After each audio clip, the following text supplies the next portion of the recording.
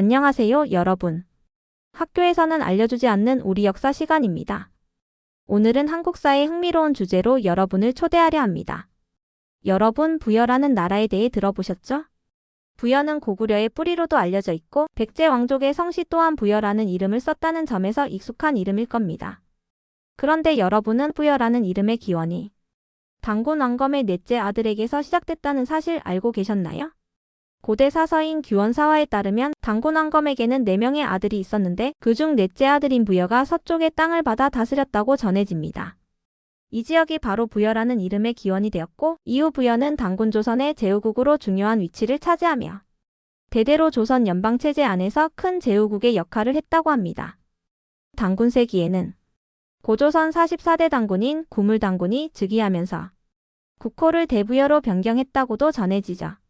이로써 부여라는 이름은 단군 조선의 정통성과 함께 후대에 등장하는 여러 부여국들 예를 들어 북부여, 동부여, 남부여 등으로 역사 속에서 계속 이어져 왔습니다. 오늘은 이 흥미로운 이야기를 파헤쳐 보려고 합니다. 부여라는 이름이 품고 있는 고대사의 비밀과 이 이름이 어떻게 후대의 여러 부여로 이어졌는지 유토와 함께 깊이 살펴보겠습니다. 유토, 우리 역사 속에서 부여라는 이름이 자주 등장하잖아. 대부여, 북부여, 동부여, 남부여 이 다양한 부여들의 시작이 단군 왕검의 넷째 아들에서 비롯됐다는 얘기가 있더라고. 이게 사실일까? 맞아, 피아. 우리가 흔히 고조선 이후 고구려로 이어지는 역사를 말할 때 부여는 중요한 연결고리로 등장해. 그런데 그 기원이 규원사화에 실려 있어. 단군 왕검에게는 4명의 아들이 있었는데 그중 넷째 아들이 다스린 지역이 바로 부여였다고 해. 그러면 단군 왕검의 넷째 아들이 다스리던 땅이 부여였고 그 이름이 그대로 나라의 이름으로 사용됐다는 거네? 그렇다면 부여라는 이름이 단순히 지역명이다. 나라 이름이 아니라 그 자체로 어떤 상징성을 가진 이름이었겠네? 그렇지. 단군 왕검의 장남은 태자로 책봉됐고 후에 2대 단군부루가 되었고 나머지 세 아들인 부소, 부우, 그리고 넷째 아들 부여는 각각 서쪽 지역으로 나뉘어 통치하게 되었는데 그중 넷째 아들이 다스리던 땅이 부여라는 이름으로 불리게 됐어. 이 부여는 단순한 지방의 명칭이 아니라 고대 단군 조선 대연방의 제후국으로서 중요한 역할을 한 나라였지. 그러면 단군 왕검의 넷째 아들 부여가 다스리던 부여는 단군 조선의 제후국이었다고 봐야겠네.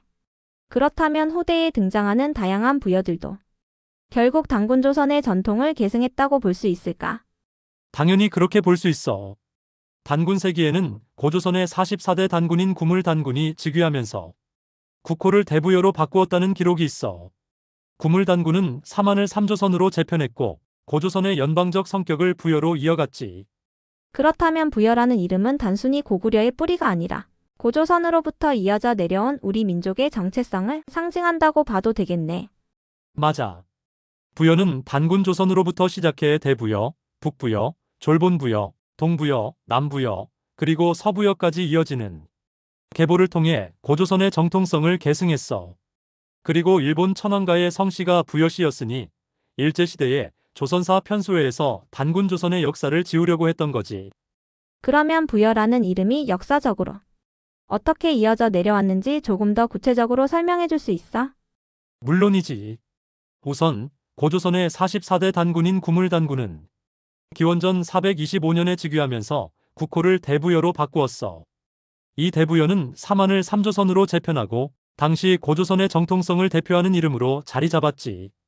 그리고 대부여 이후 등장한 북부여는 해모수 단군이 세운 나라로 단군 조선의 정통성을 이어받아 새로운 국가로 자리 잡았어. 해모수 단군 이후 북부여는 졸본부여와 통합돼 결국 고구려로 이어지게 되었지. 고구려가 북부여와 졸본부여의 통합으로 시작된 거라면 고구려는 부여의 후계국으로 볼 수 있겠네. 정확해. 고구려는 단군 조선, 대부여, 북부여로 이어지는 정통성을 계승한 나라였어. 그리고 동부여와 남부여, 심지어 서부여까지 모두 부여라는 이름을 이어받아 각각의 시기에 독자적인 역사를 만들었지. 그러면 부여의 역사가 우리 민족의 정체성과 연관된 거네.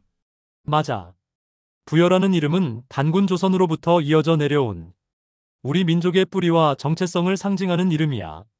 단군 왕검의 넷째 아들로 시작된 부여라는 이름은 그 자체로 하나의 역사적 연결고리가 된 거지. 여러분, 오늘은 부여의 기원과 그 의미에 대해 살펴봤습니다. 부여라는 이름이 단군 왕검의 넷째 아들에서 시작되었다는 이야기가 정말 흥미롭지 않나요?